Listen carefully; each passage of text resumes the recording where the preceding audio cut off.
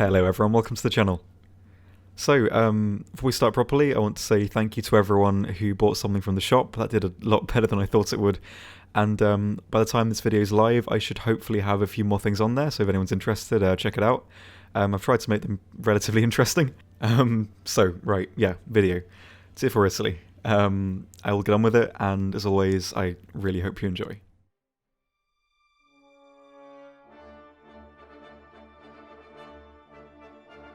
Tier 4 Italy at the moment is sadly very sparse. Not including the premium, there's only 4 vehicles here, so I guess I don't really have an excuse to have taken so long on this video. Anyway, let's get into them. So, first off we have the Fiat 6614. 6614, 6614, I don't know. This is an armoured car at 6.3, equipped with a powerful but tedious recoilless rifle, and the tedious part comes from its handling and platform. Usually the recoilless rifle is actually one of my personal favourite guns in the game. The Hesh is brilliant, and at the moment it's probably the best performing Hesh in the game, and it can easily deal with basically all tanks you can meet at the tier, and the heat option is still pretty good. But this vehicle has some of the most annoying gun handling in the game. The problem is because of the cupola here. This creates a dead zone where from your perspective on the left side the gun can't depress, and on the right side the gun can't elevate to an adaptable degree. I'd actually recommend downloading this user skin actually. It's by Striker on War Thunder Live, link in the description, and on top of being a nice skin, it displays the dead zones for the gun on the roof, which is a pretty helpful reminder. The outermost section is relative to the left side and the inner section relative to the right. On top of the dead zones though, the gun traverse is terribly slow too, at a stock 5.9 degrees per second. These two aspects make using the vehicle reliably very hard. If a tank is at a close range to you on your flank, you can't traverse the gun to follow them really as it's so slow, and the dead zones make it relatively impossible on top of this. This forces you to maneuver your hull, which again isn't too easy as you're a wheeled vehicle. Safe to say, your capability to react to enemies around you is very low. Also, it is worth mentioning the armour quickly, as it's 8mm thick all over pretty much, so 50 cals and basically anything will cut you up even at range. On top of this is the rather large possibility of a plane coming back to revenge strafe you. Not looking too good so far. It does have some advantages though, and this is how I'd best utilise them. If you can, find a piece of cover that's about as high as your hull. This way you can still use the gun while keeping your hull completely safe. This can be a tricky perspective though, as although it may seem you're completely obscured behind cover, in reality the enemy can still hit you. Regardless, this is where I'd aim to be. The second aspect is the mobility. When you're spaded you are pretty mobile, but the downside is you can't reliably use that mobility to take out tanks, as your gun is only ever really effective in front or behind you, so you can't really pull up on someone's side and just shoot them. You're going to want to stick to covering sightlines really, using an initial push of mobility to get to a decent spot in cover and pretty much just staying there, until you need to retreat or advance depending on how the match is playing out. A good mindset to have while playing this thing actually is playing it like a turretless TD. Just imagine the gun can't traverse past the dead zones. Now, this may seem silly, like you're artificially limiting yourself, but you're likely going to get into more trouble by traversing the gun to its sides than just keeping it forward and moving your hull instead. Or rather, the time it takes to adjust to engage to an enemy will always be quicker if your gun is pointed forward. It is worth mentioning though that on flat maps you can use the side where you can't elevate the gun to increase its potential traverse from behind cover, as long as enemies are going to be attacking you on relatively flat ground. You can still engage them like this, but as a good rule of thumb, if you're vulnerable to flanking, keep the gun forward and move the hull instead.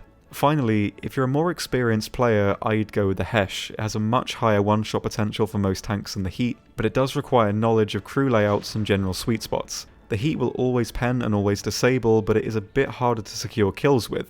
But within reason, no matter where you hit, the gun will pen and do damage, so if you're not too familiar with the tanks you're fighting, the Heat will be a safe option. Just a quick thing though, I'm not saying that players who prefer Heat are noobs in any way, I just believe that personally the Hesh carries much more damage potential if you know where to hit with it. So, pros?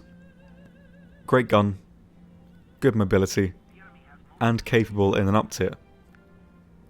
And the cons? Low survivability, terrible gun handling, and low versatility. Verdict? Consider it. It is undoubtedly very tedious to use, but it does have the benefit of always being effective no matter what BR you're at. You'll always be able to deal with basically everything you meet on a firepower level, though it isn't really suited to all maps and this can be a problem. But if you put it in a decent lineup, this isn't too much of an issue.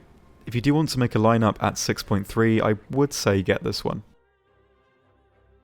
Next up is the R3 T106 FA. This basically takes the same formula as the previous Fiat, but with two 105 guns instead, and just improves on basically everything. The only drawbacks are that the R3 gets less ammo at only 10 rounds, and the reverse speed is capped at only 6 km an hour, but that's really it. It's faster and has much better gun handling too. No dead zones here.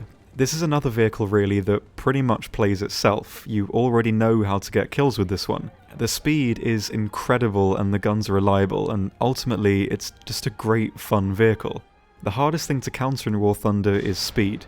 Good armour can be overcome with knowledge of the vehicle you're fighting and well-placed shots, and firepower can be overcome by your own placement and timing. Speed though is a hard one to counter, and that's what makes an incredibly fast vehicle like this very, very fun. So, for playstyle, like I mentioned, you can play this one really in any way you like. You can rush early game, find a good spot and knock out the other slower light vehicles making their way into the map. You can flank wide and hit enemies in the side, or if you're feeling lucky, you can rush right into the furball and really just terrorise the team. My aim for talking about what I'd say is the best playstyle though is always about the easiest and best way to be effective while also staying alive. The most effective way I've found to do this is initially heading to an area or around an area in a reasonably populated part of the map, and limiting your engagements to around that point. If it's possible on the map you're playing on, try and make this area a cap point. Don't sit inside it, but around it in decent cover. Due to your lack of ammo, you'll want somewhere close by to replenish it if you need it, but that's not always going to be possible as your team might not even secure the cap. In that case though, you can easily turn around and get out of there and find a line to retreat to. Or just go in guns blazing and try and take out a few enemies if that's more your style. Also, unless you're very confident with the guns, try and resist sniping at tanks miles away. You might get the range down after 3 or so shots, but to put that into perspective, that's nearly a third of your whole ammo count gone. And as long as it's a vehicle that isn't a direct threat to you, just scout it and move on. It's not worth limiting your total damage potential for a kill you might not even end up getting. Again, along these lines as well, another benefit of sticking around a cap point is that most of the enemies you'll be engaging will be at a close enough range to hit reliably. Because of the ammo count, every shot you take has to hit. Every time you fire, you're using up 10% of your total ammo. Additionally, make sure you fire from the secondary barrel as well. I've found that if I'm not paying too much attention, I'll just use up one barrel and leave the other one at full ammo. And one advantage of this vehicle definitely is that it does have two guns. So keep an eye on the ammo counter and try to use the gun with the most ammo left designated to it in any given situation. Another important thing to keep in mind is that the gun wobble after you stop moving is pretty detrimental.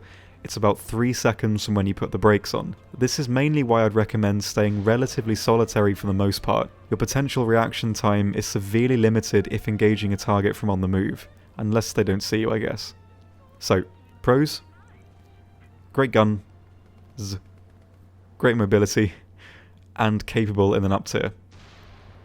And the cons? Low survivability. And low ammo count. Verdict? Get it. It's great fun, it works well stock and can make great use of practically every map too. I'd say honestly it's pretty much a must have, and if you get the hang of it, it can work reasonably well all the way up to about 8.7, though because of stabilizers we'll have to be a bit more careful. But either way, 100% get this one. I'd recommend it to pretty much every player. Next up is our medium tank. This is the M26 A1. It's functionally identical to the regular Pershing in the US tree, apart from the gun it uses. It has the M3 A1 gun. This is the one that's found on the M46, although this one doesn't get the heat round. The gun though is surprisingly good actually. Recently as well, a patch came out that changed most of the APHE and AP rounds penetration, and this gun, at least the APHE anyway, did get a bit of a buff. It gained about 14mm of penetration to flat armour and slopes. It's not a huge buff by any standard, but I feel like I've personally noticed the difference with it. However, at 6.7, generally speaking, it is fairly underwhelming. Compared to other contemporary medium tanks like the Centurion Mark III and Panther II, it is pretty lackluster. It's certainly usable where it is, but I don't think 14mm of more penetration is enough to warrant a BR increase realistically. A benefit to the Italian Pershing in general though is that it is on the Axis team, and as the Allies, generally speaking, have a team composition more varied and not completely filled with heavily armoured tanks, the gun won't struggle as much most of the time on the majority of the vehicles you see around 6.7. In any case, go right for the APHE off the bat and definitely main it. For the Pershing itself, it's not intrinsically a bad vehicle, although it is very sluggish for a medium tank. Terribly so when stock as well. I actually spaded mine mainly in arcade for this reason.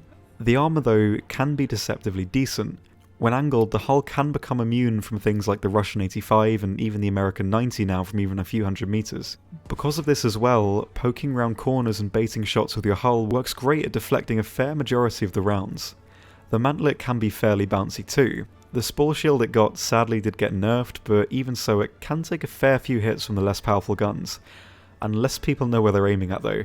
The first order ammo rack is right behind the right of the mantlet if you're facing the tank, and it's not a hard spot to pen either if your enemy knows what they're doing. So, how best to play it? Well, the Pershing does have a lot of good things going for it. The first thing to always keep in mind is to angle your armour always, pretty much.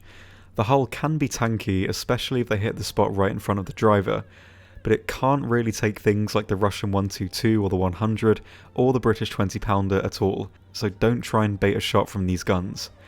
A big drawback, however, is that it's not that capable in an up tier. In up tiers you'll meet things like the T32, the T54s, etc. that will really give you some trouble.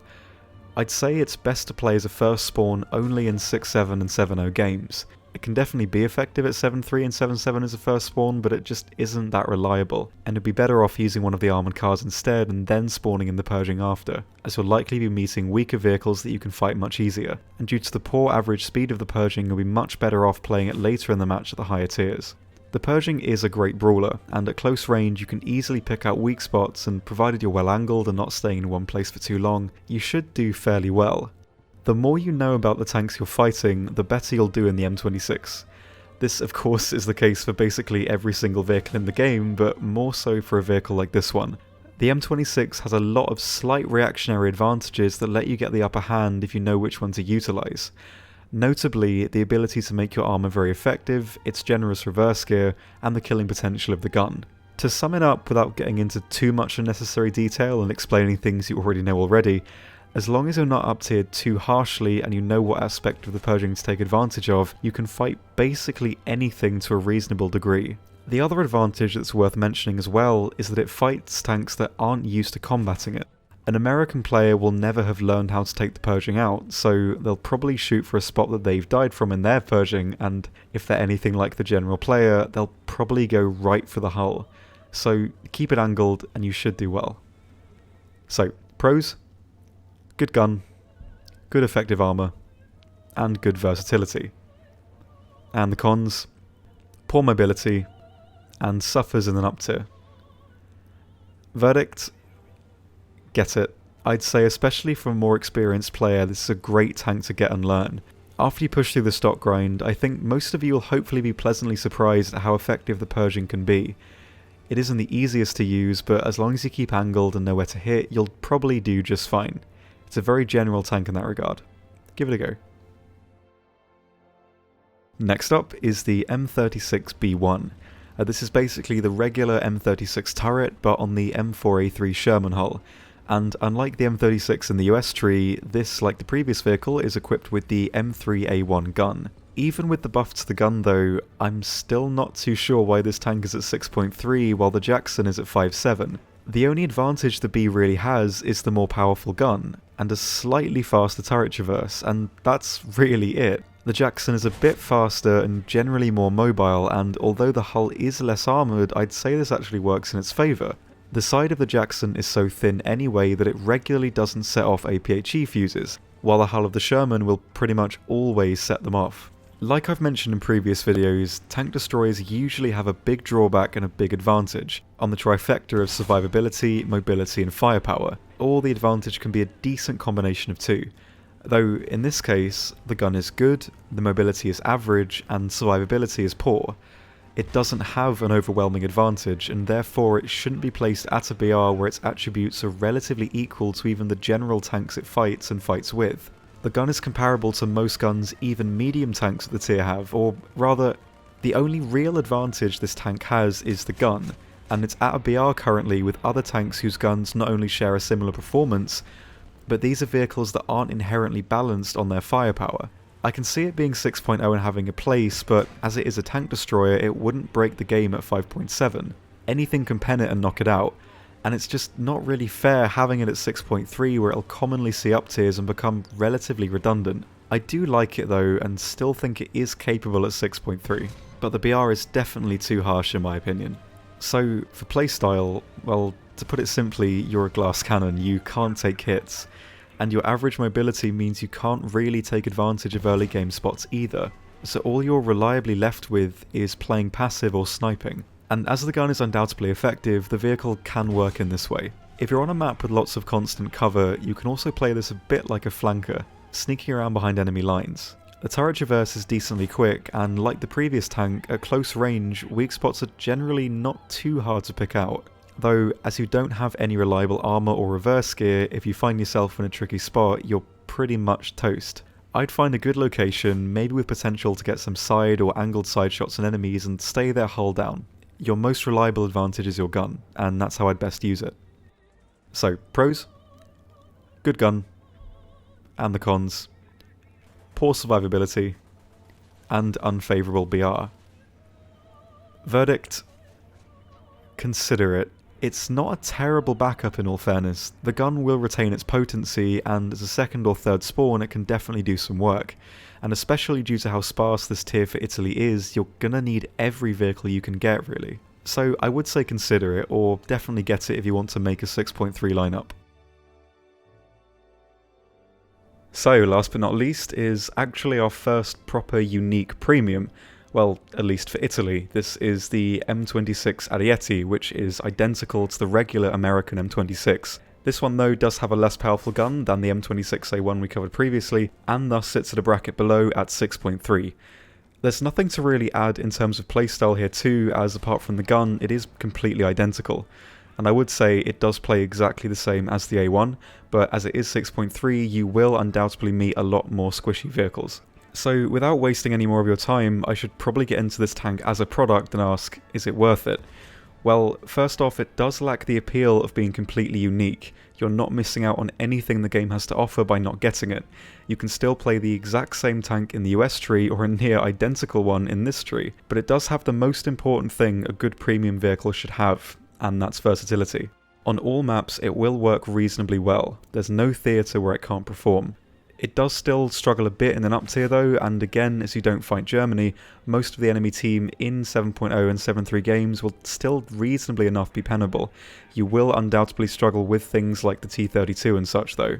Additionally for premiums as well, I think I should change my rating from get it, consider it or avoid it, as I don't think it really translates as well. So for premiums I'm going with, is it worth it or not worth it? Otherwise I can just see myself saying consider it for every good premium, and I don't want to directly tell you to buy something. So, I would say the ARIETI is worth it, but this doesn't mean that I think you should buy it, and I want to make that clear.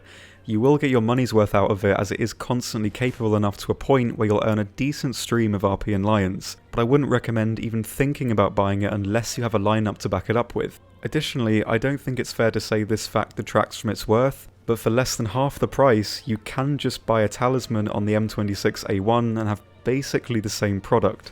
As always with a premium, it's your call. It's certainly not a waste of money, but I still do think you'd be better off with a talisman here. So there we are guys, sadly not a lot of tanks for tier 4, but hopefully that will change very soon. This is where I'd cover possible aircraft options, but there's nothing really new that's worth going too in depth into. The G55 will still be fine, but briefly if you like your planes, look into getting the G56 and the 109 G14. The G56 has the same 200kg bomb options as the G55 and is a very powerful aircraft in terms of performance, while the G14 is still a good fighter and carries a single 250kg bomb. Not too much to say about them, they're both capable fighters with limited but effective ground strike options. Nothing too special and in no way required for a good lineup, but they are notably better than the previous fighters, so get them if you're really interested. As for lineups, all we really have is 6.3 and 6.7, and the vehicles can really just be mixed to your liking and personal preference as there's just so few of them. I'd end up maining 6.3 if you do get the ARIETI, as you'll want to stay at 6.3 to get the most use out of it, but if not, go right for making a 6.7 lineup with the M26 A1, the R3106 and either the Fiat or M36 depending on what vehicle you gel with the most, and of course the R3T20 for your anti-air. If you're plain, I personally go with the G56, but any of the previously covered fighters will do just fine here too. So there we are guys, really hope you enjoyed the video. Just slapped my glass with my hand there. Just one thing before we finish, the next video probably won't be on tier 5. The reasons for this are that I don't actually have them all spaded yet, and because of the next update coming relatively soon, and because of the promise that most of the BRs, at least of upwards of tier 5, tier 6, they're going to be decompressed, hopefully, and if that's the case, a lot of BRs are probably going to change, and some ranks might even change too. So if I made tier 5, I busted through, I got all the vehicles spaded and made the video before the patch, it might be invalidated very, very quickly. So I'm going to wait until the update and then cover tier 5. And in that time, I've probably been able to spade all the vehicles as well. And there will be another video, hopefully, before the update comes out. I've got it reasonably already planned out, so hopefully shouldn't take too long. So yeah, thank you for bearing with, and I hope that video turns out decently well. Yeah, so thank you all very much for watching. As always, if you have any feedback, please let me know, and I will see you next time. Goodbye.